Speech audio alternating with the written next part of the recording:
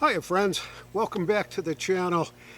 This is the Prepared Suburbanite, and I'd like to welcome all the folks that normally show up and watch my videos, and a special hi to any folks that are new to the channel, and just ask that you click on the thumbs up button and subscribe where you can, share this video where you can, and let's get to the topic of the day.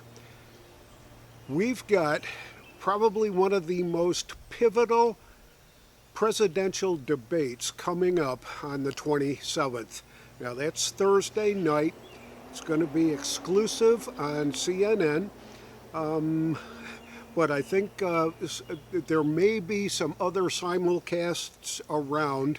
I think Fox is going to do a simulcast.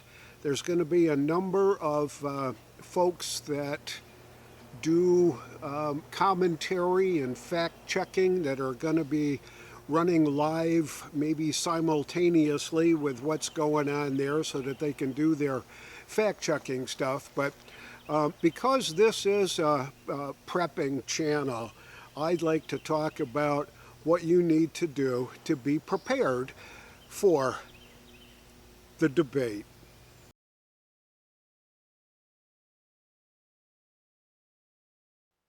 So first things first, I just wanted to get into a little bit of, I guess, trivia. Do you remember back in October of 2020, the revelation that Hunter Biden's laptop was a Russian disinformation plant, and that a letter to that effect was signed by 50 or 51 individual um, security, intelligence officers, things like that. And one of those signers of that letter, who believed that the Hunter Biden laptop was not real, but it was disinformation from Russia, was a fellow named Jeremy Bash. And he was Leon Panetta's chief of staff, and was a security analyst, I believe, on MSNBC for a period of time. And um, guess who he was married to? Dana Bash, who is going to be one of the moderators for the debate tomorrow night. Now, their marriage ended in divorce in 2007, and she went on to marry John King, and that ended up in a divorce. And right now, it's uh, your guess is as good as mine for what's going on with that. But I wanted you to know that there certainly isn't any conflict of interest there, that that the objective nature of professional journalism's will override any particular political bias that they may have. Right. So when I say, what do you got to do to get prepared for the debate, is I'm thinking that we all need to make sure. Now, this is going to start at 9 o'clock on Thursday evening, and on CNN. So I'm going to suggest that um, you get some of this stuff and you pop up a big bowl of popcorn, because you're going to need it to make it through the night. So you got to have a bowl of popcorn with that.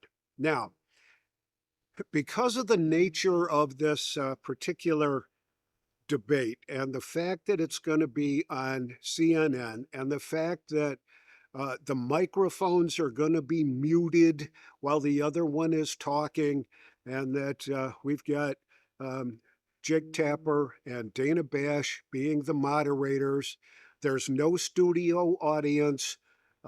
There will be a couple of commercial breaks, but the presidential candidates will not be allowed to interact with their staff or anything during the debate. They will be given, I think, a bottle of water, um, a notepad and a pen or a pencil. And that's pretty much all that's going to happen with with that going on. So here's the challenge that I think we need to take a look at. Anytime during the debate that either Jake Tapper or Dana Bash interrupts Donald Trump or says, oh, you can't say that, or whatever they're going to do to cause um, a disruption in the proceedings, that anytime they interrupt, in fact, every time they interrupt, I'm going to suggest you take a shot of your favorite adult beverage. And we'll see how long before uh, 10:30 gets there that you're going to be able to continue to focus on exactly what's going to happen.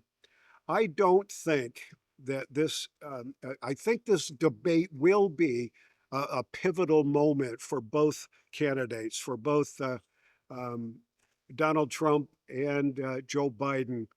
And right now, if you all heard, you've been paying attention to the news that Joe Biden's taken a few days off. I think he left last Thursday to go to Camp David and do mock debates and practice sessions and memorizing facts and figures and all that, working on his debate strategy on Thursday and Friday and Saturday and Sunday and Monday and Tuesday and Wednesday and Thursday.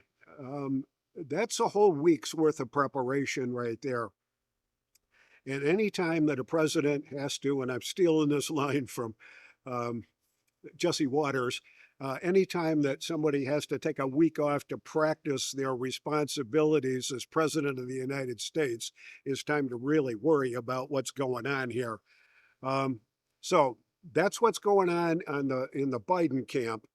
The current strategy right now is to try to get under Donald Trump's skin, to get him to react, to get him angry, to get him so he's going to say something or blurt something out that's going to be used in the future campaign for the Biden team. Um, Trump hasn't really discussed any of his strategy or what's going on with this. And I'm still kind of at a loss for why he's actually agreed to doing this without a studio audience on CNN with two very liberal lefty moderators who have been on record as being pretty much anti-Trump every which way they go. Why he elected to do that, I really don't know. But I think that Donald Trump is planning to really do a job on Joe Biden. All he has to do is just let Biden talk and just let him ramble on until he gets lost in the morass of words and thoughts that he's got. And hopefully, he brings up something about Uncle Mookie getting eaten by cannibals or uh, um, doing something that makes absolutely no sense at all. But my strategy, if I was in that position, would be to let Joe do an awful lot of the talking. Now, that has to be tempered with how juiced up Joe's going to be.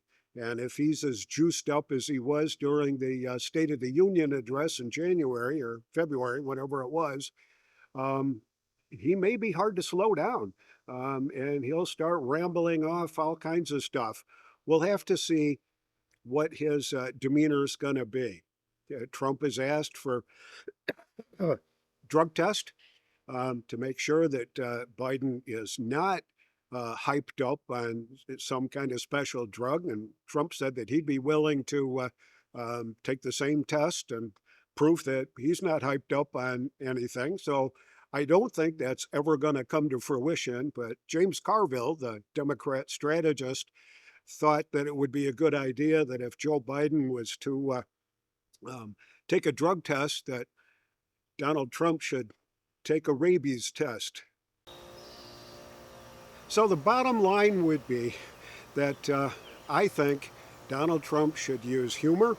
He should use the ability to, his own personal ability to warm up to the audience. And that's got to be us out in the viewing public, because there isn't going to be anybody there. They may be backstage, but they're not going to be there.